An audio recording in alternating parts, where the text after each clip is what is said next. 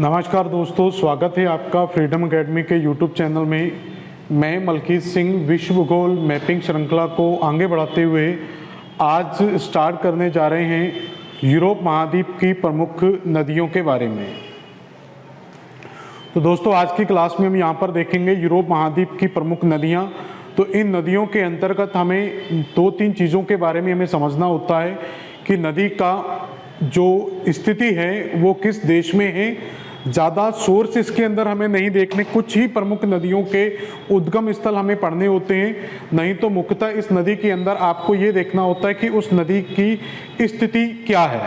दूसरी चीज़, इसमें आपको उस नदी पर बसे हुए कुछ नगरों के बारे में देखना होता है कि उस नदी पर कौन कौन से नगर बसे हुए हैं, और उसके बाद देखना होता है कि उस नदी का मुहाना कहाँ पर बनता है। तो इसी के साथ हम यूरोप महाद्वीप की नदियों के बारे में पढ़ेंगे। तो सबसे पहले आप इसमें हमें यूरोप महाद्वीप में कौन कौन सी नदियों को पढ़ना है, तो उन चीज़ों को एक बार आप यहाँ पर देखें। तो यूरोप महाद्वीप के अंदर अगर बात की जाए तो बहुत सारी नदियाँ यहाँ पर हमें देखने को मिलती हैं। तो इन नदियों की बात की जाए तो जैसे यहाँ पर आपको एक विस्टुला नदी के बारे में पढ़ना है। विस्टुला के बाद एक नदी है ओदर नदी, एल्ब नदी, वेजर नदी, राइन नदी, रॉन नदी, scene, लॉयरे, Jeron, Duro and Togas. ये कुछ प्रमुख नदियां हैं। इनके अलावा भी हम कुछ नदियों की बात करें यहाँ पर, तो जैसे यहाँ पर एक नदी मिलती है ग्वादल क्वीवर नदी, इब्रो नदी, टाइबर नदी, पो नदी, डेन्यूब, डेनिस्टर, नीपर, ओनेगा। ये तीन चार नदियाँ एक साथ लिखी हुई हैं, ओनेगा, डवीना, मेजन और पिछोरा। तो ये चार नदियाँ हैं यहाँ पर। फिर डॉन रिवर, वोल्गा रिवर और यूराल नदी। तो इस तरीके से तो ये दोस्तों आपको यूरोप महाद्वीप की प्रमुख नदियों के बारे में देखना है कि यूरोप महाद्वीप में कौन कौन सी नदियां हैं। तो काफी ज्यादा नदियां यहां पर आपको देखने को मिलेंगी। तो सबसे पहले हम एक बार इन सारी नदियों की स्थिति क्या है उसके बारे में देखेंगे कि आखिर ये नदी कहां पर। तो एक बार मोटा मोटा ओवरव्यू इसका देखते हैं कि ये नदी आखिर किस देश से संबंधित है। जैसे यहाँ पर सबसे पहले हम बात करें Vistula river, Oder river, Elbe river, Weser river. तो इन दो तीन नदियों के बारे में अगर आप देखोगे तो विश्व मैप में अगर आप इन नदियों को देखोगे तो यहां पर ये नदियां आपको कुछ इस तरीके से दिखाई देंगी। तो यहां पर अगर हम बात करें तो अगर आप यहां देशों की बात करो तो दोस्तों यहां पर जो देश है वो है जर्मनी। ठीक, जर्मनी से इस तरफ आप जाएंगे दोस्तों, यहां पर आपको जो देश मिल जाएगा, या एक मिनट, जर्मनी की सीमा और उस तरफ ले लेंगे आप। यहां पर आपको पहले मिलेगा पोलैंड। पोलैंड के बाद यहाँ पर जो आपको सीमा मिल जाएगी वो है जर्मनी, और जर्मनी के बाद दोस्तों यहाँ पर जो सीमा मिलेगी वो है फ्रांस। तो पहले इन तीन देशों की नदियों को देखते हैं, पोलैंड, जर्मनी एंड फ्रांस। तो पोलैंड के अंदर दोस्तों यहाँ पर जब हम नदी की बात करेंगे तो इस जगह पर आपको एक नदी मिल जाएगी ये। तो ये आपकी पहली नदी होगी। इस नदी को कहा जाता है विस्टुला रिवर। तो विस्टुला रिवर की पोजीशन दोस्तों कहां पर हो गई? पोलैंड में। इसके बाद हम दूसरी नदी की बात करेंगे तो ये पोजीशन आपको मिलेगी, इसको कहा जाता है ओदर नदी। तो ओदर नदी की सीमा की बात करें तो यहां से पोलैंड की सीमा खत्म होती है और जर्मनी की सीमा खत्म होती है। तो हम कह सकते हैं कि यह नदी पोलैंड और जर्मनी की सीमा पर है। इसके बाद हम बात करेंगे एल्ब नदी की। तो एल्ब नदी कहाँ पर है? जर्मनी में स्थित है। अभी डिटेल से सबकी स्टडी हम करेंगे, अभी सिर्फ शॉर्टकट देखते जाओ। एल्ब नदी के बाद हम बात करते हैं राइन नदी। तो इसी आल्प्स पर्वत के क्षेत्रों से यहाँ पर काफ़ी लंबी नदी है, तो आपको मिल जाएगी यहाँ पर राइन नदी। तो राइन नदी भी दोस्तों कहाँ पर है? जर्मनी में। इसके बाद हम फ्रांस में पहुँचेंगे। तो फ्रांस में दोस्तों यहाँ पर आपको एक नदी मिल जाएगी, सीन नदी। सीन के बाद दोस्तों यहाँ पर आपको एक नदी मिलेगी लॉयरे, और लॉयरे के बाद दोस्तों यहां पर एक नदी मिलेगी जिरोन। तो लॉयरे और जिरोन। उसके बाद इसी अल्प्स पर्वत के क्षेत्र से ही इस तरीके से नीचे की तरफ एक नदी प्रवाहित होगी जिसको दोस्तों कहा जाता है रॉन नदी। तो यहां पर कौन सी नदी मिलेगी? रॉन नदी। तो आपने तीन चार नदियों के बारे में देखा। तो सबसे पहला हो गया Vistula river, Oder river, Elbe river, Rhine नदी, सीन नदी, लॉयरे, जीरोन और रॉन नदी। तो ये सारी नदियों की जो सीमा है पोलैंड, जर्मनी एंड फ्रांस में है। क्लियर? तो यहां पर हम बात करें इन नदियों के बारे में, तो इनके बारे में भी मोटा मोटा आपको क्या लिखना है। तो विस्ला रिवर कहां पर है, तो हम कहेंगे ये पोलैंड में है, तो इसके सामने हम क्या लिख लेंगे, पोलैंड। उसके बाद ओदर नदी की बात करें तो ओदर नदी दोस्तों कहां पर है, पोलैंड और जर्मनी की सीमा पर है। एल्ब रिवर कहां पर है, जर्मनी में। वेजर निदर कहां पर है, ये भी आपको दोस्तों जर्मनी में मिल जाएगा। राइन नदी कहां पर है, ये भी जर्मनी में है। रॉन नदी की पोजीशन आपसे पूछा जाए, एक मिनट, तो रॉन नदी की पोजीशन कहां पर आ जाएगी, फ्रांस में। सीन नदी की बात करें तो सीन नदी यहां पर जो है आपको मिल जाएगी फ्रांस में। लॉयरे और जिरोन नदियां ये दोनों भी कहां पर हैं, फ्रांस में। ड्यूरो और टोगस आगे जाके मैं भी दिखा रहा हूं, ये दोनों नदियां कहां पर हैं, पुर्तगाल और स्पेन में। तो इस तरीके से एक मोटा मोटा देख लो कि कौन सी नदी किस देश से संबंधित है। इसके बाद हम दोस्तों बात करें यहां पर, आगे मैंने कहा था कि कुछ नदियों की बात करें तो यहां पर आपका ये स्पेन का भाग है, तो ये क्षेत्र किसका, स्पेन का, और यहां पर छोटा सा भाग है पुर्तगाल का। तो स्पेन से एक नदी इस तरीके से निकलेगी और उसी के नीचे दूसरी नदी है, इस नदी का नाम है ड्यूरो और इस नदी का नाम क्या है, टोगस। तो ड्यूरो और टोगस नदियां स्पेन से निकलती हैं और पुर्तगाल से होते हुए आगे बहेंगी। उसके बाद आपको यहां पर याद रखना है, आपको इटली के अंदर एक नदी मिल जाएगी, पो नदी, और इसी में एक नदी और मिल जाएगी, टाइबर रिवर। तो पो और टाइबर की पोजीशन की अगर बात करें तो ये दोनों ही आपको इटली में मिल जाएंगी। उसके बाद विश्व में सबसे अधिक देशों में बहने वाली नदी की बात करें तो यहाँ पर एक नदी इस तरीके से प्रवाहित हुई आपको मिल जाएगी, ये पूरा इस तरीके से बहेगी, विश्व में सबसे अधिक देशों में बहती है, जिसका दोस्तों नाम क्या है, डेन्यूब रिवर। तो डेन्यूब लगभग 10 देशों से संबंधित है और डेन्यूब के ऊपर ही आपको दोस्तों यहाँ पर एक माल्डोवा के पास में एक नदी मिल जाती है, निस्टर नदी, और उसके बाद यूक्रेन में एक आपको मिल जाती है नीपर नदी या डनीपर नदी भी कहेंगे, और उसके बाद आप रशिया वाले भाग में चल जाएंगे तो यहाँ पर डॉन, वोल्गा और यूराल नदियां मिलेंगी। तो इस तरीके से एक बार आप सारी नदियों की लोकेशन को एटलस के साथ एक बार सारी नदियों की लोकेशन को आप यहां पर देख लें। तो यहां पर लोकेशन की बात करें, हाँ इसमें एक नदी और याद रखना आपको, क्वाइवर नदी, ये भी आपको कहां मिलेगी, स्पेन में, ठीक है। इब्रो नदी भी कहां पर है, स्पेन में। टाइबर नदी की बात करें या दोनों नदियों को एक साथ बात करें तो ये आपको दोस्तों कहां पर मिलेगी, इटली में। डेन्यूब रिवर की बात करें तो 10 देशों से संबंधित है, डिटेल में इसके बारे में बताएंगे। डेनिस्टर और नीपर, इन दोनों नदियों की बात करें तो ये रशिया में स्थित हैं, रूस के में। और ओनेगा, डवीना, मेजन, पिछोरा, ये भी कहां पर संबंधित हैं, रूस में। एक मिनट, यहां ये थोड़ा सा गड़बड़ है। इन नदियों की बात करें तो ये रूस में नहीं, याद रखना, ये नदी आपकी माल्डोवा में है। और इस नदी की बात करें तो ये नदी आपकी यूक्रेन में है। बाकी ये 4 नदियों की बात करें तो ये 4 की 4 नदियां कहां पर हैं, रूस में हैं। और इन तीनों नदियों की बात करें तो ये भी कहां पर हैं, रूस में है। तो दोस्तों एक बार सिर्फ यहां पर आप एक ओवरव्यू में याद रखेंगे कि कौन सी नदी विश्व में किस देश से संबंधित है। तो यूरोप में किस नदी का संबंध किससे है। अब हम इन नदियों की पूरी डिटेल स्टडी करेंगे। इतना ही नहीं पढ़ना हमें, यहां पर नदी कहां से निकलती है, किस क्षेत्र में बहती है और किस किस क्षेत्रों से या किस शहर से होते हुए किस सागर के क्षेत्र में गिरती है। तो एक एक करके हम सारी नदियों के बारे में पढ़ेंगे। तो दोस्तों यहां पर सबसे पहले हम विस्टुला से स्टार्ट करेंगे, तो एक एक करके सारी नदियों के बारे में देखते हैं। तो सबसे पहले हमें किसके बारे में पढ़ना है, विस्टुला रिवर के बारे में। तो विस्टुला नदी के बारे में देखें तो यहां पर पहले कुछ चीजों को साथ के साथ नोट कर लो और फिर मैं इनको आपको एक्सप्लेन करूंगा। तो एक बार इसका पूरा स्क्रीनशॉट आप ले लें, विस्टुला और ओदर नदी का।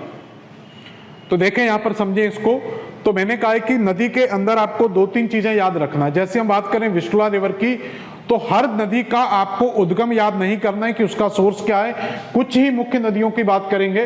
तो जैसे विस्टुला नदी की सबसे पहले आपको स्थिति पूछी जाएगी कि इस नदी की लोकेशन कहाँ है, तो हम कहेंगे इस नदी की लोकेशन कहाँ पर है, पोलैंड में। तो ये नदी आपको कहाँ मिलेगी, पोलैंड में। जब पोलैंड में ये नदी निकलेगी तो इसका मुहाना आपसे पूछा जाएगा। तो पोलैंड से निकलने के बाद ये नदी किस सागर में गिरती है, तो याद रखना है दोस्तों ये नदी किस सागर में गिरेगी। तो यहां से अगर पोलैंड से निकलती है तो आगे जाके इसका जो मुहाना बनेगा दोस्तों वो किस सागर में बनेगा, बाल्टिक सागर में बनेगा। दो चीजें याद रखना है, ठीक है। सोर्स आपको यहां पर बहुत ज्यादा इंपॉर्टेंट नहीं है कि सोर्स क्या है, बस लोकेशन याद रखो कि ये पोलैंड में कहां गिरती है, बाल्टिक सागर में।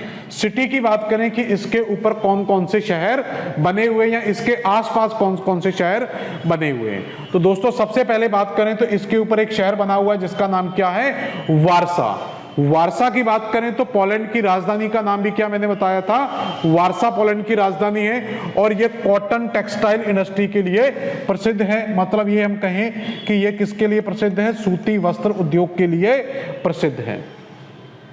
इसी वारसा के पास में ही, मतलब यहां पर हम ये कहें कि वारसा एक बड़ा क्षेत्र है और उस वारसा के अंदर एक छोटा क्षेत्र है जिसको कहा जाता है लॉन्ज। लॉन्ज की बात करें तो वारसा का मतलब हम ये कहें कि अगर ये पूरा वारसा है तो पूरे वारसा में किसका सबसे ज्यादा उत्पादन होता है, कपास का। और कपास के कारण यहां पर क्या लगा हुआ है, कॉटन इंडस्ट्री लगी हुई है, कपास के कपड़े बनाने के सबसे ज्यादा उद्योग बने। लेकिन इसमें एक पर्टिकुलर एरिया की बात करें तो वो एरिया आपका क्या है, लॉन्ज।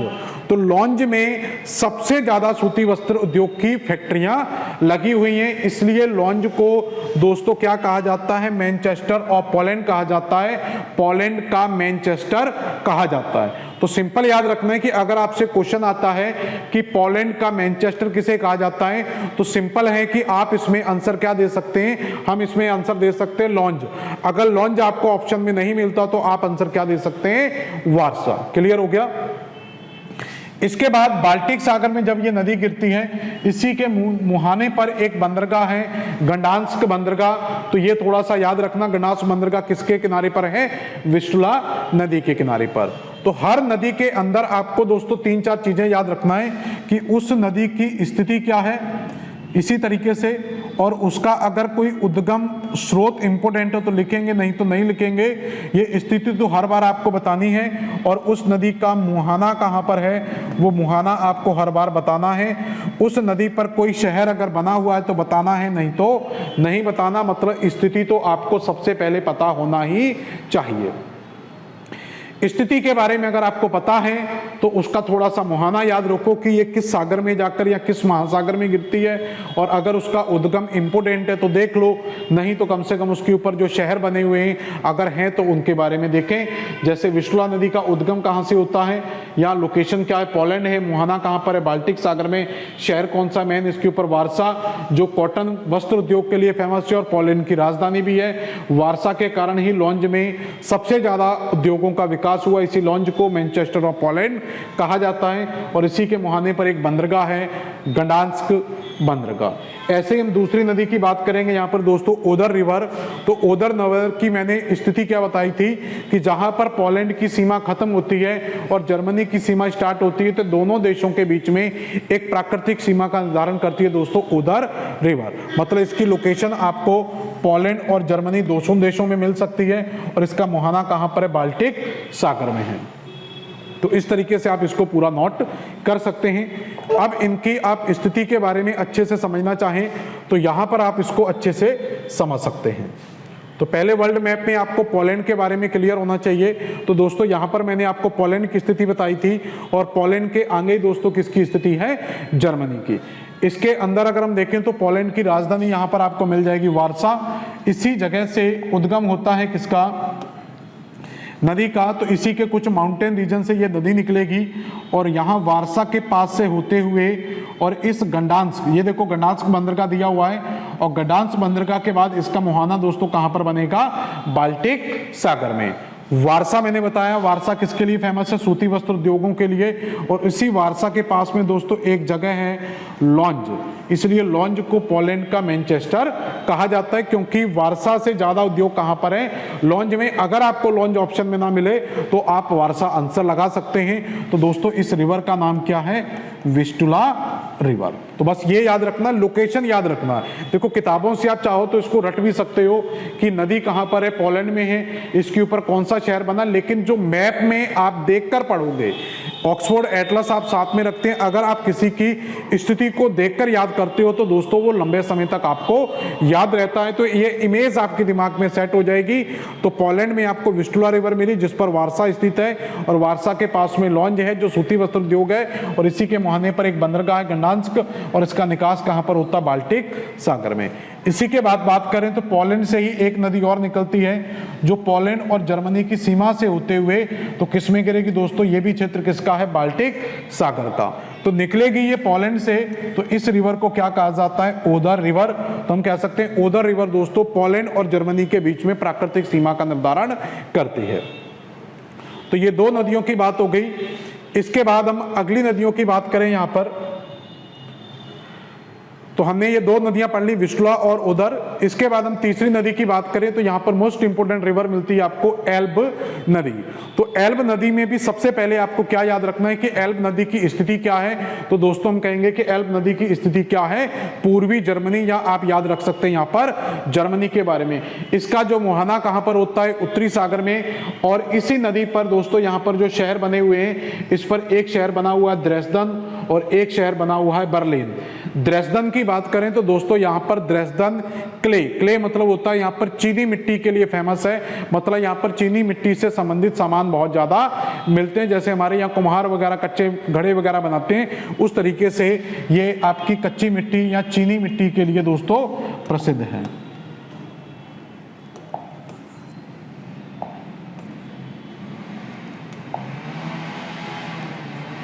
तो किसके लिए फेमस है? चीनी मिट्टी से संबंधित यहां पर सबसे ज्यादा सामान आपको मिल जाते हैं। दूसरा इसके ऊपर दोस्तों शहर है बर्लिन। बर्लिन की बात करें तो बर्लिन जानते हैं कि आप कैपिटल है किसका? जर्मनी की कैपिटल का नाम है बर्लिन। लेकिन बर्लिन याद रखना कि डायरेक्ट एल्ब नदी पर नहीं है, इसी एल्ब नदी की एक सहायक नदी है स्प्री। तो एल्ब नदी की सहायक नदी का नाम क्या है? स्प्री। और इस स्प्री नदी पर बना हुआ है दोस्तों बर्लिन। क्लियर? तो ये बर्लिन को, एल्ब रिवर को नोट करें और इसको जरा मैप में एक बार देखें कि ये कहां पर है। तो देखिए पोलैंड के अंदर बाद हमने देखा तो यहां पर हमने कौन कौन सी नदी पढ़ी थी इससे पहले? तो यहां पर आपको एक नदी मिली थी जिसका नाम क्या था? विस्टुला। रिवीजन देखते जाएंगे। विस्टुला के बाद यहां पर एक नदी थी जिसका नाम क्या था? ओदर। अब हम नदी देखने जा रहे हैं। तो यहाँ पर जो बर्लिन दिया हुआ तो इसी के पास, इन्हीं क्षेत्रों से एक नदी पहुंचती है और हम्बर्ग के पास से होते हुए ये नदी इस तरीके से आगे जाके गिर जाती है। कहां पर गिरेगी दोस्तों? तो इसका निकास भी कहां पर होगा? उत्तरी सागर के पास में होगा। इसी की सहायक नदी है दोस्तों, जैसे ये बर्लिन यहां पर दिया है, इसी की सहायक नदी का नाम क्या दोस्तों? स्प्री। और स्प्री के तट पर ही दोस्तों क्या बना हुआ है? बर्लिन। ठीक है, तो ये इंपोर्टेंट याद रखना कि इस बर्लिन स्प्री नदी के तट पर है। ठीक है, एल्ब नदी के तट पर नहीं है। हाँ, अगर आपको यहां पर स्प्री ऑप्शन में नहीं मिलता तो आप यहां पर एल्ब का आंसर लगा सकते हैं। तो ये दोस्तों आपकी तीन नदियां यहां पर कंप्लीट होती हैं। ठीक है, विस्टुला नदी, एल्ब नदी, लोकेशन जर्मनी, मुहाना कहां पर? उत्तरी सागर में, शहर द्रेसडन वहां पर मैप में नहीं दिया लेकिन याद रखना। बर्लिन की बात करें तो बर्लिन जर्मनी की राजधानी है लेकिन किस नदी के तट पर है? स्प्री। और स्प्री किसकी सहायक नदी है? एल्ब की सहायक नदी। इसके बाद अगली नदी की बात करें, वेरी वेरी मोस्ट इंपोर्टेंट नदी है जिसको कहा जाता है राइन नदी। तो राइन नदी में बात करें तो राइन नदी का उद्गम आपको जरूर दोस्तों याद रखना है। तो राइन नदी का उद्गम कहां से होता है? स्विट्जरलैंड से। स्विट्जरलैंड में दोस्तों एक पर्वत दिया हुआ है आल्प्स पर्वत, उसी आल्प्स पर्वत की श्रेणियों से उद्गम होता है किसका? राइन नदी का। लोकेशन की बात करें तो यहां पर इस नदी के लोकेशन की बात करें तो यह नदी कहां से निकलती है? सबसे पहले याद रखना कि स्विट्जरलैंड के आल्प्स पर्वत से निकलती है। स्विट्जरलैंड से ये नदी निकलने के बाद दोस्तों कहां प्रवेश करती है? जर्मनी में, और जर्मनी के बाद यहां से जर्मनी में जाएगी, और जर्मनी के बाद दोस्तों यह नदी प्रवेश कर जाएगी कहां पर? फ्रांस में, और फ्रांस के बाद दोस्तों ये नदी कहां प्रवेश करेगी? नीदरलैंड में। क्लियर? तो इसका मतलब यह नदी 4 देशों से संबंधित है। किस किस से? उद्गम होता है इसका स्विट्जरलैंड से, कुछ सीमा ये फ्रांस के साथ बनाती हैं, और इसमें अधिकांश विस्तार इसका जर्मनी में है, और जर्मनी के बाद इसका जो मुहाना बनता है वो कहां पर बनता है? नीदरलैंड में।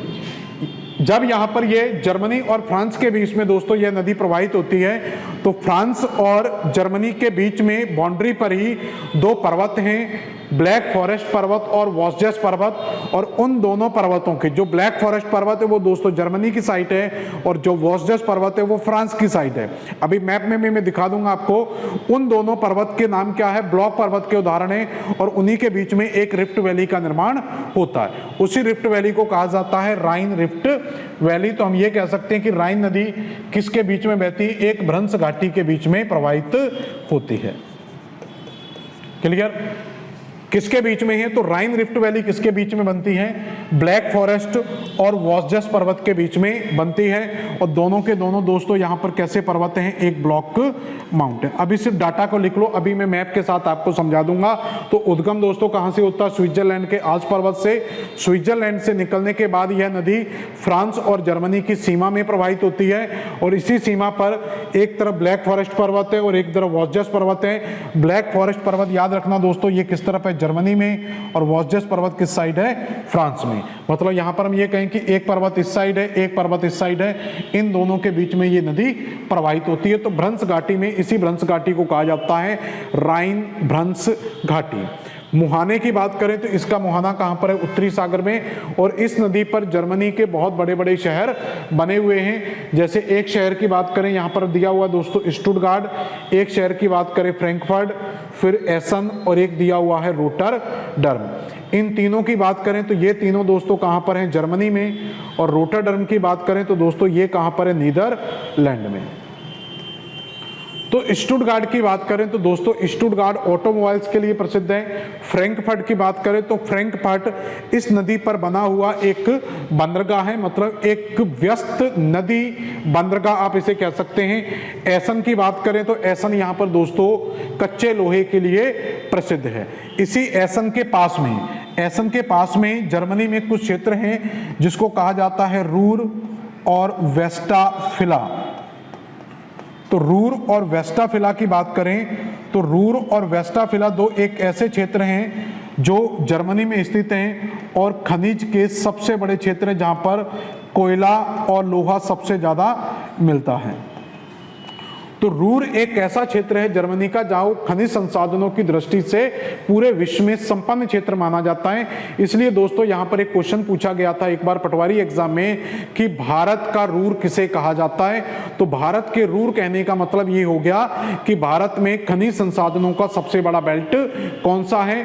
तो भारत का रूर किसे कहा जाता है? छोटा नागपुर के पठार को कहा जाता है। ऐसे हम बात करें यहाँ पर रोटरडम की, तो रोटरडम यहां पर यूरोप का सबसे व्यस्त बंदरगाह है। तो कुल मिलाकर इस पूरी नदी की बात करें तो राइन नदी की बात करें तो राइन नदी यूरोप की दोस्तों सबसे व्यस्त नदी भी मानी जाती है। तो इस तरीके से ये डाटा आपको थोड़ा सा याद रखना है, कर लो नोट इसको।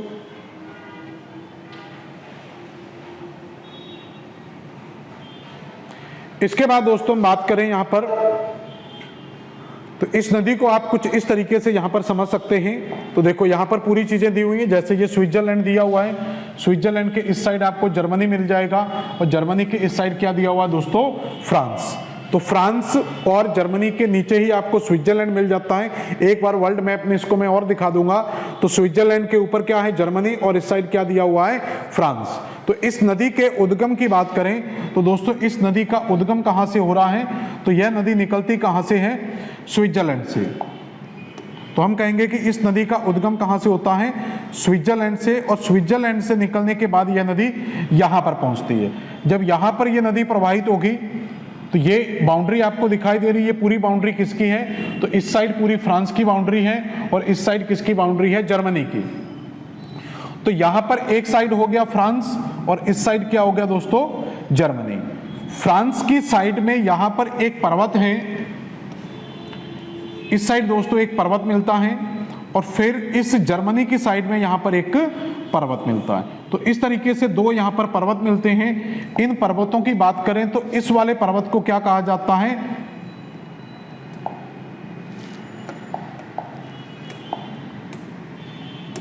तो इस वाले पर्वत को दोस्तों कहा जाता है ब्लैक फॉरेस्ट पर्वत। तो ब्लैक फॉरेस्ट दोस्तों किस साइड है, जर्मनी की तरफ। और दोस्तों इस वाले पर्वत को कहा जाता है वॉसजेस पर्वत। तो वॉसजेस पर्वत किस साइड हो गया, सॉरी ब्लैक फॉरेस्ट, सॉरी एक मिनट उल्टा हो गया ये,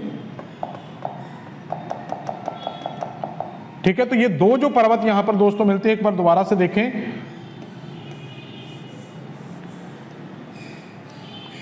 तो मैंने आपको बताया था कि जो वॉसजेस पर्वत हैं वो फ्रांस की तरफ है, यहां पर वॉसजेस हैं।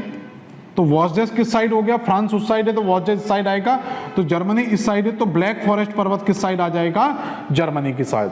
तो इन दोनों के, वॉसजेस फ्रांस की साइड है और ब्लैक फॉरेस्ट जर्मनी की तरफ है। इन दोनों पर्वतों को बात करें तो दोस्तों ये क्या है, एक ब्लॉक पर्वत का उदाहरण है। जैसे भारत में सतपुड़ा विंध्याचल के बीच में आपको नर्मदा नदी की और ताप्ती नदी की भ्रंश घाटियां मिलती हैं, उसी तरीके से यहां पर यह भी भ्रंश घाटी का निर्माण करती है। तो यहां पर इन दोनों पर्वतों के बीच में आप इस तरीके से समझ सकते हैं, ये आपका एक पर्वत हो गया वॉसजेस, तो यहां पर वॉसजेस पर्वत हो गया पूरा, और इस वॉसजेस पर्वत के इस साइड आप जाएंगे तो यहां पर हो गया आपका ब्लैक फॉरेस्ट पर्वत। तो ब्लैक फॉरेस्ट में यहां पर जंगल नहीं है, ब्लैक फॉरेस्ट इस पर्वत का नाम है। तो इन दोनों पर्वतों के बीच में दोस्तों ये जो घाटी बनी, इसी घाटी को कहा जाता है राइन रिफ्ट वैली। तो यहां पर दोस्तों क्या बनती है, एक भ्रंश घाटी बनती है। और ये दोनों पर्वत कैसे, ब्लॉक पर्वत का उदाहरण है। तो क्वेश्चन आता है कि यूरोप की कौन सी नदी भ्रंश घाटी में प्रवाहित होती है, तो हम कहेंगे दोस्तों राइन नदी भ्रंश घाटी में प्रवाहित होती है। किसकी भ्रंश घाटी में, वॉसजेस और ब्लैक फॉरेस्ट की।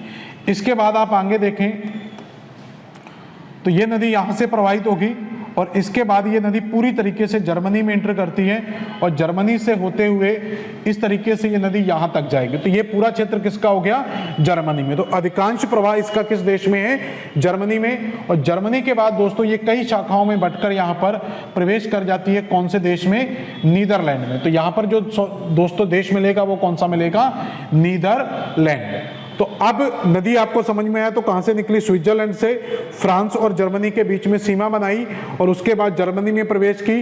और इसका मुहाना जो बनता है दोस्तों कहां पर, उत्तरी सागर में बनेगा। तो नॉर्थ सी में इसका मुहाना बनेगा। तो उत्तरी सागर में किस देश में इसका मुहाना बनेगा, तो हम कहेंगे दोस्तों नीदरलैंड में इसका मुहाना बनेगा। इसी नदी के ऊपर कुछ शहर बने हुए हैं दोस्तों। तो इन शहरों के बारे में अगर हम बात करें तो यहां से स्टार्टिंग करते ही यहां पर आप अगर आप जाएंगे तो इस जगह पर एक शहर दिया हुआ है स्टुटगार्ट। तो सबसे पहले आपको क्या मिलेगा यहां पर, स्टुटगार्ट। स्टुटगार्ट के आप थोड़ा सा ऊपर जाएंगे, यहां पर आपको मिल जाएगा फ्रैंकफर्ट, और फ्रैंकफर्ट के आप ऊपर जाएंगे, यहां पर आपको एक शहर मिल जाएगा एसन। और उसके बाद आप दोस्तों यहां पर अगर आप देखोगे तो इस जगह पर अगर आप देखेंगे तो इस जगह पर आपको एक शहर मिल जाएगा जिसका नाम क्या है, रोटरडम। यहां पर भी लिखा हुआ, मैं लिख दे रहा हूं, रोटरडम। तो इस नदी पर 4 शहर बने हुए हैं। पहला यहां पर आपको क्या याद रखना है, स्टुटगार्ट, फिर फ्रैंकफर्ट, फिर एसन और रोटरडम। स्टुटगार्ट किसके लिए फेमस है, ऑटोमोबाइल्स के लिए। फ्रैंकफर्ट क्या था, यहाँ पर नदी बंदरगाह। एसन यहाँ पर क्या था, लोहे के लिए फेमस था। और इसी के बगल में मैंने बताया था रूर वगैरह की खदानें हैं। और रोटरडम यहाँ पर यूरोप का सबसे व्यस्त नदी बंदरगाह। इन सारी चीज़ों को अगर आप क्रम से याद रखना चाहते हैं तो SFER से याद रख लेना, मतलब आप एक प्रोनाउंसिएशन कर सकते हैं, सफ़र। तो सफ़र की बात करें तो सबसे पहले राइन नदी पर हम सफ़र करेंगे तो स्टुटगार्ट, फ्रैंकफर्ट और एसन के बाद आपको क्या मिल जाएगा, रोटरडम। तो इस तरीके से दोस्तों ये कंसेप्ट होता है आपका किसका, राइन नदी का।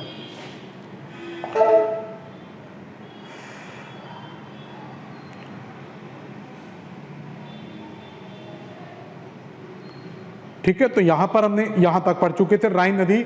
राइन नदी के बाद दोस्तों जो अगली नदी थी उस नदी का नाम क्या है, रॉन नदी, ये भी बहुत इंपॉर्टेंट नदी है रॉन। और इसके बाद हम सीन नदी को भी यहाँ पर देखेंगे। तो जिस जगह से राइन नदी का उद्गम होता है उसी स्थान से दोस्तों रॉन नदी का भी उद्गम होता है। तो उद्गम इसका स्थल आपसे पूछा जाए तो वही होगा जो राइन नदी का है, स्विट्जरलैंड के आल्प्स पर्वत से। किस देश की नदी है? फ्रांस की। मतलब स्विट्जरलैंड से निकलने के बाद राइन नदी ऊपर की ओर चली जाती है तो ये नीचे की ओर प्रवाहित होगी। मुहाना कहां पर होता है? नीचे की तरफ। इसका भूमध्य सागर मेडिटेरेनियन सी में होगा और इसके ऊपर दो शहर बने हुए हैं, एक लियोन और एक मार्सिली। लियोन की बात करें तो लियोन को कहा जाता है silk city of France, France की सिल्क सिटी कहा जाता है। और मार्सिली की बात करें तो इसको सेकंड पेरिस ऑफ फ्रांस कहा जाता है, फ्रांस का दूसरा पेरिस कहा जाता है। क्यों कहा जाता है? क्योंकि फ्रांस में पेरिस की अगर हम बात करें तो पेरिस फ्रांस में सबसे अधिक जनसंख्या वाला शहर है। तो फ्रांस में सबसे अधिक जनसंख्या कहां पर मिलती है? पेरिस में। और अगर दूसरे नंबर की बात करें तो दूसरा नंबर कहां किसका आता है? मार्सिली का। तो इसलिए मार्सिली को सेकंड पेरिस ऑफ फ्रांस कहा जाता है। इसी के साथ एक नदी और यहां पर आप लिख लें, सीन नदी। तो सीन नदी भी कहां पर है? फ्रांस में। और इसका मुहाना कहां पर होता है? इंग्लिश चैनल में। इसमें एक पॉइंट और याद रखना, इसी सीन नदी पर फ्रांस की राजधानी बनी हुई है पेरिस। तो फ्रांस की राजधानी पेरिस किस नदी पर है? सीन नदी पर। तो इस तरीके से दो तीन चीजें आप यहां पर याद रखेंगे। अगर वर्ल्ड मैप में इसको देखना चाहें मैप के अंदर, तो मैप में इस तरीके से आप इस चीज को समझ सकते हैं। जैसे यहाँ पर ये स्विट्जरलैंड है, स्विट्जरलैंड के ऊपर मैंने आपको बताया था जर्मनी, और जर्मनी की इधर क्या है? पूरा फ्रांस की सीमा है। और उसी के साथ आप देखोगे ये जो पूरा फ्रांस की सीमा आपको दी हुई है, तो इसी तरफ ऊपर की तरफ दोस्तों यहां पर याद रखना कि यहां से ये जो पोजीशन आपको दी हुई है इस तरीके से यहां से ये नदी बहती हुई इस तरीके से ये ऊपर चली जाती है। सॉरी, एक मिनट। तो यहां से स्विट्जरलैंड से निकलने के बाद ये जर्मनी और फ्रांस की सीमा से होते हुए आगे बढ़ेगी। इस नदी का नाम क्या था दोस्तों? राइन रिवर।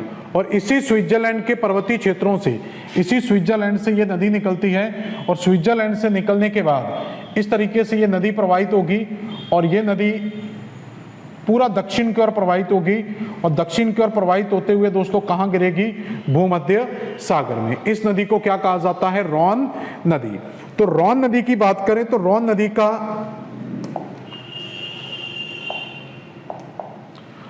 नदी का सबसे पहले अगर उद्गम देखें तो हम कहेंगे कि उद्गम कहां से होता है? स्विट्जरलैंड। और स्विट्जरलैंड में एक पर्वत था जिसका नाम है आल्प्स पर्वत।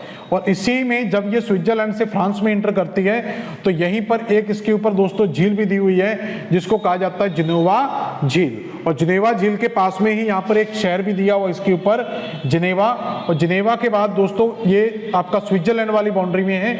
इसके बाद जब ये फ्रांस में इंटर करेगी तो फ्रांस में इसके ऊपर एक शहर दिया हुआ है लियोन। तो लियोन को क्या कहा जाता है?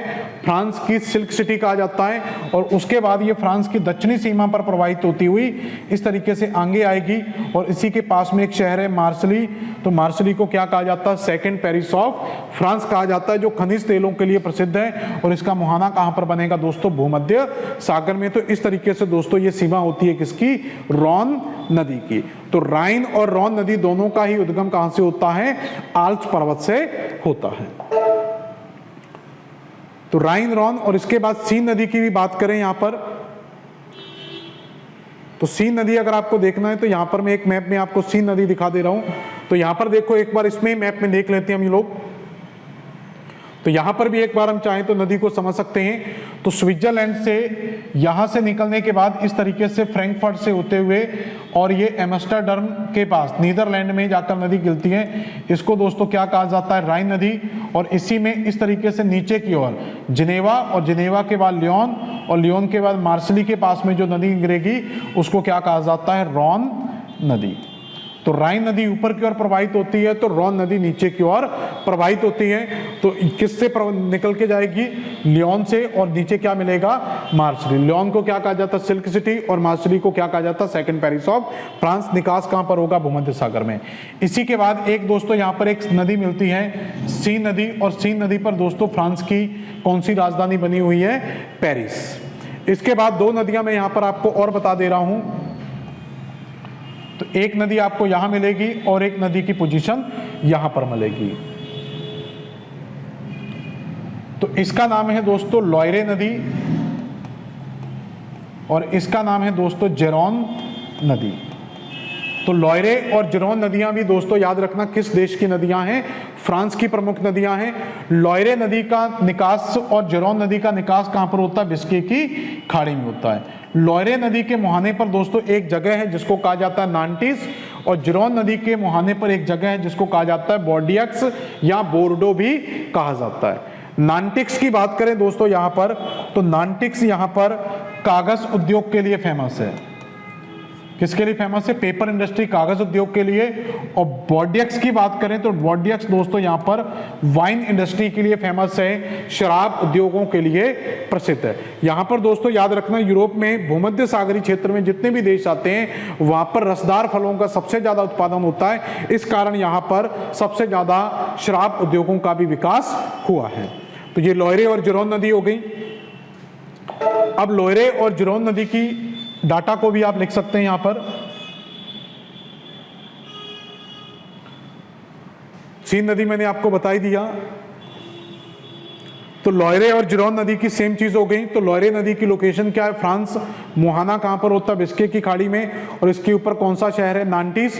और नांटिस दोस्तों किसके लिए फेमस है, पेपर इंडस्ट्री के लिए। जेरोन नदी की बात करें तो दोस्तों जेरोन नदी भी कहां पर है, फ्रांस में।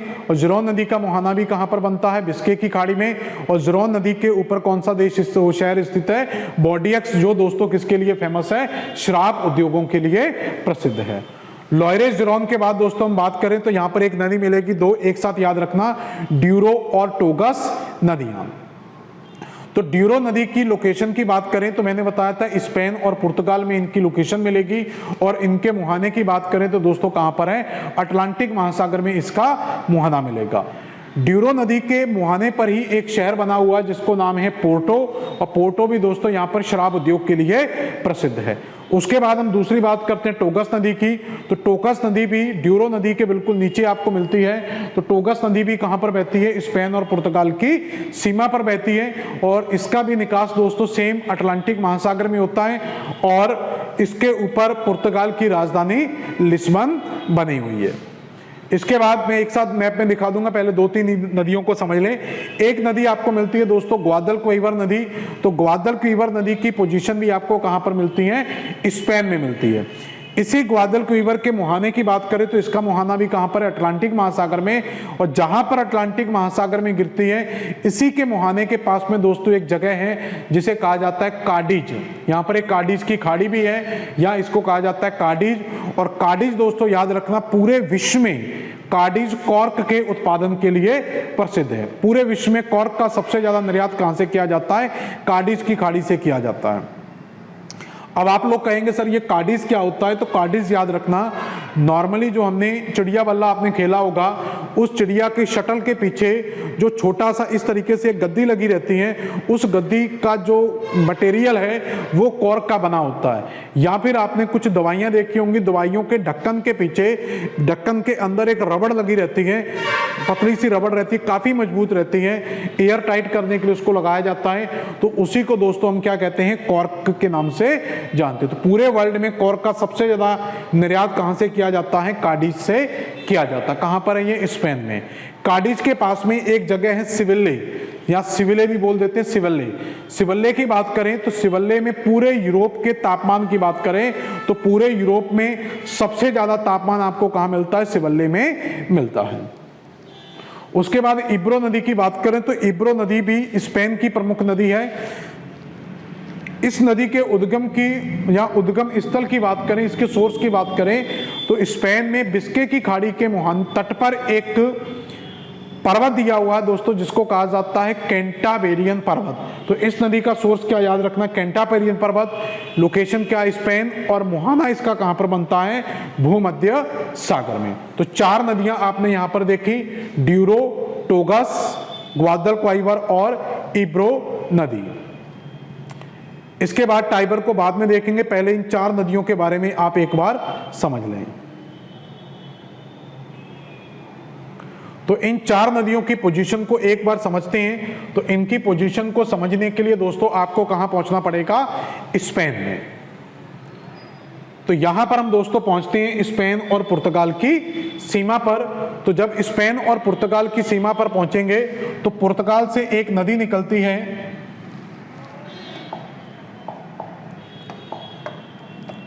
तो पुर्तगाल से निकलने वाली ये नदी, सॉरी स्पेन से ये निकलेगी और स्पेन से होते हुए पुर्तगाल में, और पुर्तगाल के बाद अटलांटिक महासागर में इसका निकास होगा, और फिर एक नदी पुर्तगाल स्पेन से निकलेगी और पुर्तगाल से होते हुए अटलांटिक महासागर में इसका निकास होगा। तो दोनों नदियों का जो उद्गम स्थल हम कहें वो स्पेन है, और उसके बाद पुर्तगाल से होते हुए ये दोस्तों कहाँ गिरती हैं, अटलांटिक महासागर में इनका मुहाना बनता है। इन नदियों को क्या कहा जाता है, तो इस नदी को कहा जाता है ड्यूरो, और इस नदी को कहा जाता है दोस्तों टोगस। तो ड्यूरो और टोगस, मैंने बताया कि ड्यूरो नदी के मुहाने पर कौन स्थित है, पोर्टो। तो ड्यूरो नदी के तट पर क्या बना हुआ है, पोर्टो, और टोगस नदी के तट पर पुर्तगाल की राजधानी क्या है, लिस्बन। तो पुर्तगाल की राजधानी लिस्बन दोस्तों किस नदी के मुहाने पर है, टोगस नदी के मुहाने पर। और ड्यूरो की बात करें तो ड्यूरो के मुहाने पर क्या है, पोर्टो। तो पोर्टो भी दोस्तों यहां पर किसके लिए है, वाइन इंडस्ट्री के लिए प्रसिद्ध है, शराब उद्योगों के लिए प्रसिद्ध है। इसी के बाद मैंने आपको एक नदी पढ़ाई ग्वादलक्विवर। तो इसी स्पेन के नीचे वाले भाग में यहां पर एक नदी मिल जाती है ग्वादलक्विवर। इस तरीके से इसका पूरा मुहाना बनता है। तो इसका निकास भी कहां पर होता है, ग्वादलक्विवर नदी का निकास भी कहां पर होगा, अटलांटिक महासागर में होगा। और उसके बाद यहां पर अगर हम बात करें इसी के मुहाने पर, यहां पर मैंने बताया था क्या दिया हुआ है, कैडिज। तो कैडिज इसी के मुहाने पर बना हुआ है। तो कैडिज किसके लिए फेमस है, कॉर्क उत्पादन के लिए। और इसी कैडिज के पास में दोस्तों एक जगह है सिवेल्ले। तो सिवेल्ले की बात करें तो सिवेल्ले दोस्तों यहाँ पर यूरोप में सबसे अधिक तापमान वाला क्षेत्र है। 3 नदियां हो गई। और इसी में दोस्तों यहाँ पर हम बात करें तो इसी में मैंने कहा कि स्पेन में बिस्के की खाड़ी के तट पर यहाँ पर दोस्तों एक पूरा पर्वत मिलता है। आगे जाके मैं पर्वतों में पढ़ाऊंगा। इसको कहा जाता है कैंटाबेरियन पर्वत। और इसी कैंटाबेरियन पर्वत से एक नदी निकलती है जो इस वेलेंसिया के पास में आकर भूमध्य सागर में गिर जाती है। इसी नदी का नाम दोस्तों क्या है, इब्रो रिवर। क्लियर। तो इब्रो नदी बिस्के की खाड़ी से निकलती है और भूमध्य सागर में गिर जाती है।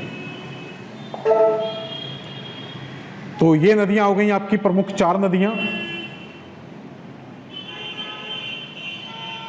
ये हो गया था लॉयरेक, जिरोन हो गया, ड्यूरो और टॉगस भी हो गया। इसके बाद हम नदी की बात करें, ग्वादलक्वाइबर भी बता दिया, इब्रो, ये 4 नदियां हो गई थी। अब हम बात करते हैं टाइबर नदी। तो टाइबर नदी दोस्तों आपको कहां मिलेगी, इटली प्रायद्वीप में मिलेगी, मतलब इटली की प्रमुख नदी है। उद्गम की बात करें तो इटली में ही एक पर्वत मिलता है, एपेनाइन्स पर्वत। तो एपेनाइन्स पर्वत से दोस्तों इस नदी का उद्गम होता है। लोकेशन क्या याद रखना है, इटली। मुहाना कहां पर बनता है, टायरेनियन सागर में बनता है। इटली के पश्चिम में एक सागर है टायरेनियन सागर, वहां पर ये गिरेगी। और इसी के ऊपर इसकी राजधानी स्थित है रोम। और इसी के ऊपर विश्व का सबसे छोटा देश दिया हुआ है वेटिकन सिटी। तो ये कुछ डाटा आपको टाइबर नदी का याद रखना है।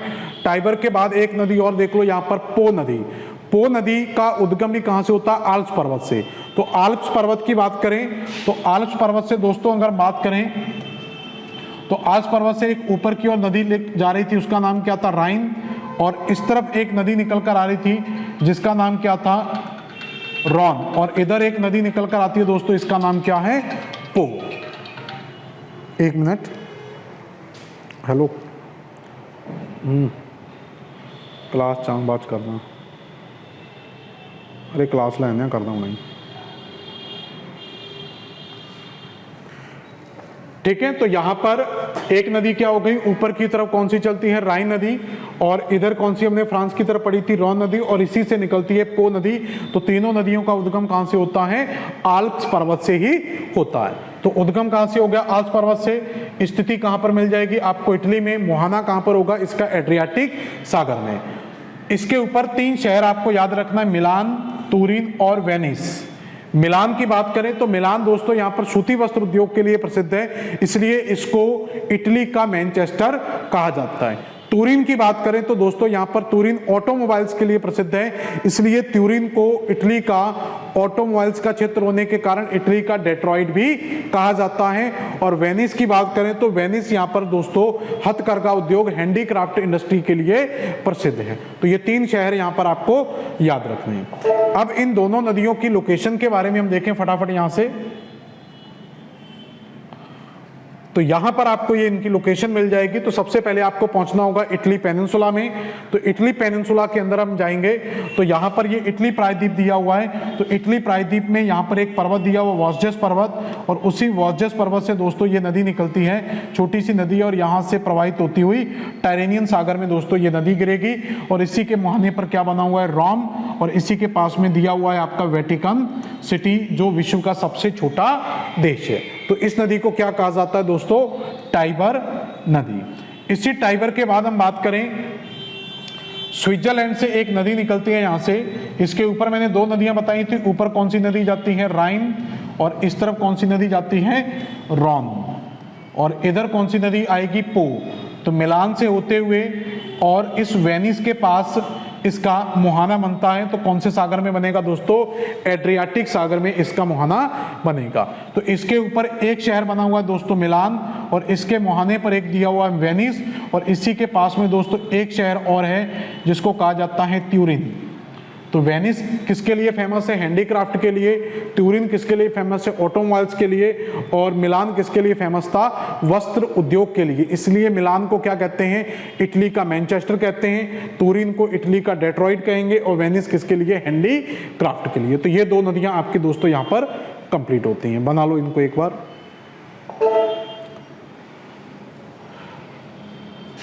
तो विस्टुला, ओदर, इसके बाद हमने एल्ब नदी पढ़ा, एल्ब के बाद राइन नदी पढ़ा, राइन के बाद हमने रॉन और सीन नदी के बारे में पढ़ाया। इसके बाद आप देखोगे कुछ और नदियों के बारे में, तो हमने लॉयरे, जिरोन पढ़ा, ड्यूरो टोगस पढ़ा, फिर ग्वादल क्वाइबर और एब्रो नदी के बारे में पढ़ाया। और उसके बाद एक नदी हमने पढ़ी दोस्तों यहाँ पर टाइबर नदी, और टाइबर के बाद मैंने आपको बताया दोस्तों पो नदी। पो नदी के बाद एक मोस्ट इंपोर्टेंट नदी है आपकी यहाँ पर, सबसे महत्वपूर्ण और लास्ट नदी की बात हम कह सकते हैं, जिसका नाम क्या है, डैन्यूब रिवर। तो विश्व में सबसे अधिक देशों में बहने वाली नदी का नाम क्या है, डैन्यूब रिवर। तो पहला क्वेश्चन आता है, विश्व में सबसे अधिक देशों में कौन सी नदी बहती है, डैन्यूब रिवर।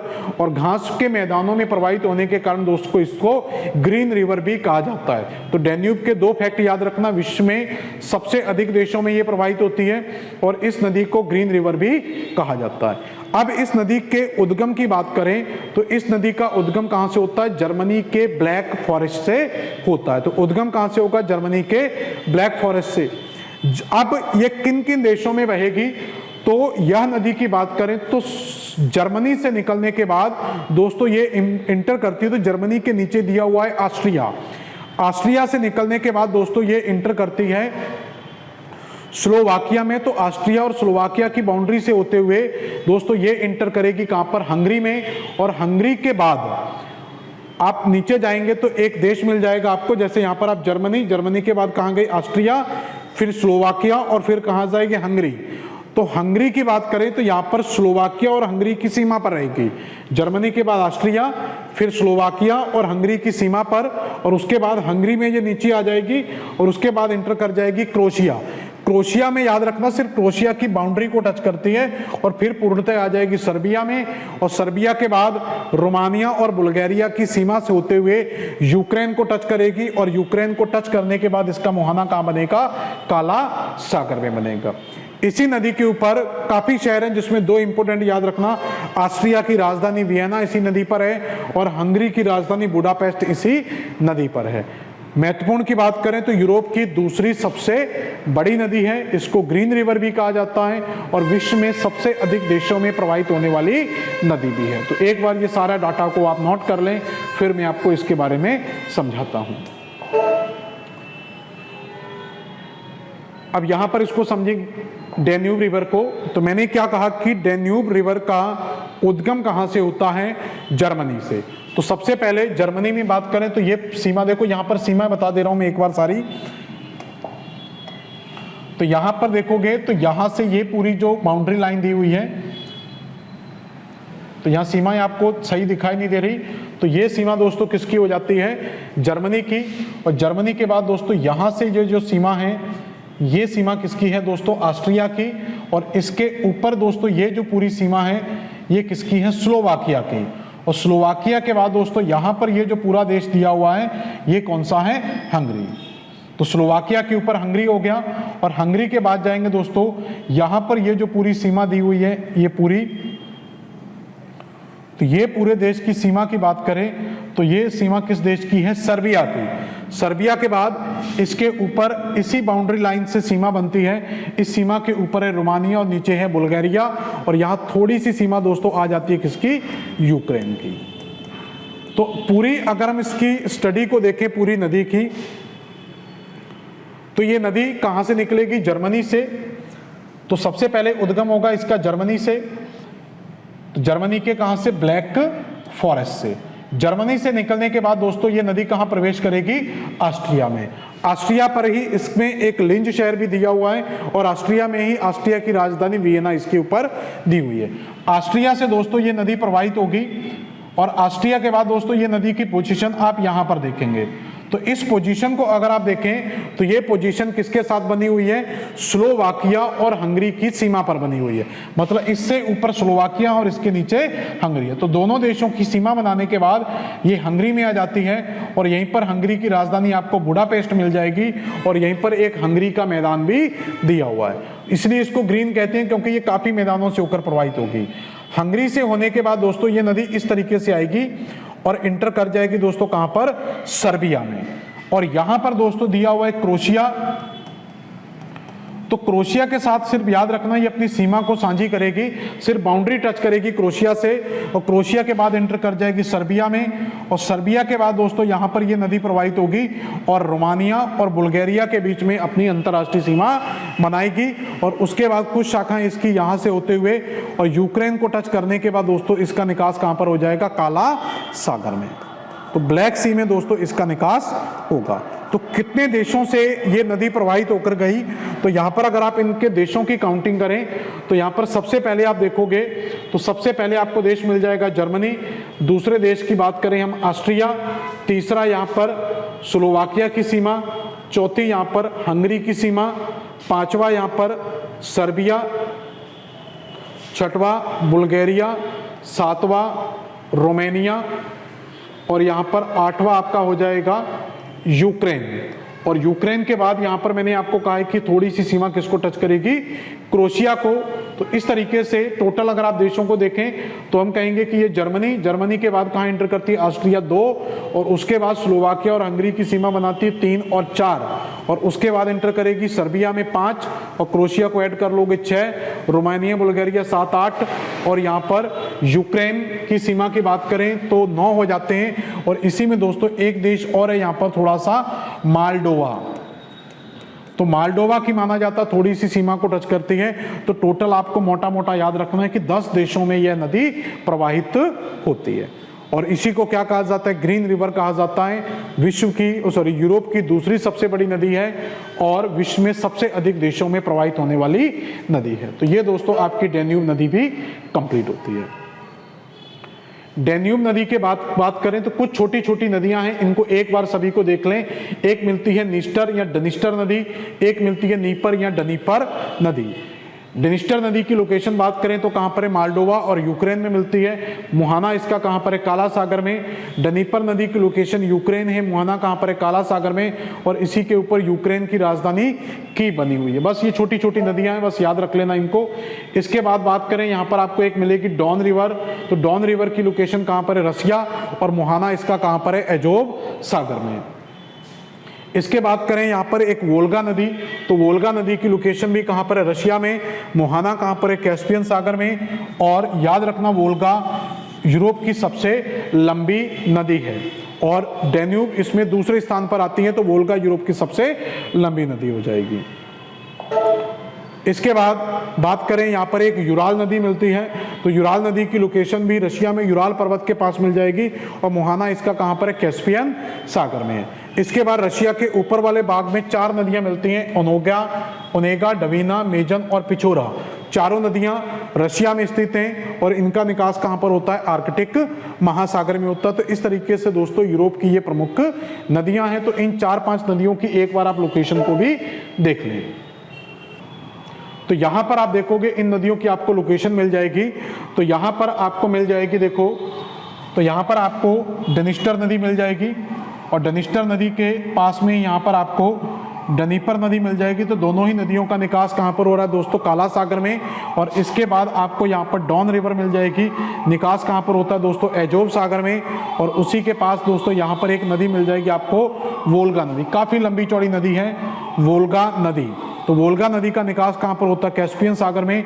और यूराल पर्वत से निकलने वाली यहां पर आपको मिल जाएगी यूराल नदी का निकास भी कहां पर होता है, कैस्पियन सागर में, ठीक है। और इसी डनीपर नदी पर यूक्रेन की राजधानी क्या बनी हुई है, कीव, यहाँ पर माल्डोवा देश है और ये सारा रशिया का भाग है।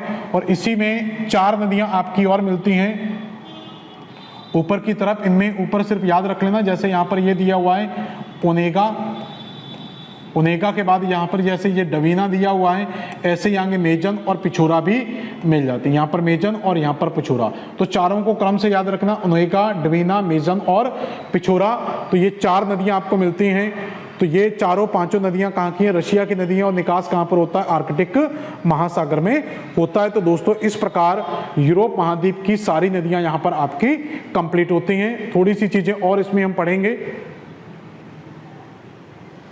तो एक बार सारी नदियों का मैं आपको ओवरव्यू दे रहा हूं कि हमने यहाँ पर कौन कौन सी नदियों के बारे में पढ़ा है। एक बार सभी का आप स्क्रीनशॉट ले लेना यहाँ पर। तो सबसे पहले हमने कहाँ पर क्या पढ़ा था, विस्ला और ओदर नदी के बारे में, तो इनके याद रखना। उसके बाद हमने क्या पढ़ा था दोस्तों, एल्ब रिवर, एल्ब नदी के बाद हमने क्या पढ़ा था, राइन नदी, राइन नदी के बाद एक नदी पढ़ाई थी रॉन, और रॉन के बाद हमने एक नदी पढ़ी थी सीन। इसके बाद बात करें कुछ नदियों की, तो एक लॉयरे नदी पड़ी थी और एक ज़रोन नदी। उसके बाद ड्यूरो और टोगस, ड्यूरो टोगस के बाद ग्वादल क्वीवर और इब्रो नदी, ग्वादल क्वीवर और इब्रो के बाद हमने पढ़ी थी टाइबर नदी। टाइबर के बाद एक नदी पड़ी थी पो, और पो के बाद डेन्यूब रिवर, विश्व में सबसे अधिक देशों में बहने वाली नदी। और डेन्यूब नदी के बाद हमने यहाँ पर लास्ट में डनिस्टर और डनीपर, और उसके बाद डॉन और वोल्गा नदी, और उसके बाद यूराल, और उसके बाद ओनेगा, डवीना, मेजन और पिछोरा। तो ये 4-5 नदियां हमने एक साथ देखी थी। तो दोस्तों इस तरीके से हमने आज यूरोप महाद्वीप की सारी नदियों के बारे में देखा, जिसमें इन नदियों की स्थिति क्या है, कुछ उद्गम स्थल हमने देखे और इनका निकास कहाँ पर होता है, और नदियों पर कौन कौन से शहर बने हुए हैं। तो इसी के साथ दोस्तों यूरोप महाद्वीप की नदियाँ भी आपकी कंप्लीट होती हैं। आगे हम जो स्टार्ट करेंगे वो होंगे यूरोप महाद्वीप के प्रमुख पर्वतों के बारे में। झीलें दोस्तों इस महाद्वीप में बहुत ज़्यादा नहीं मिलती, तो डायरेक्ट हम इसके फिजिकल स्ट्रक्चर की बात करेंगे। धन्यवाद।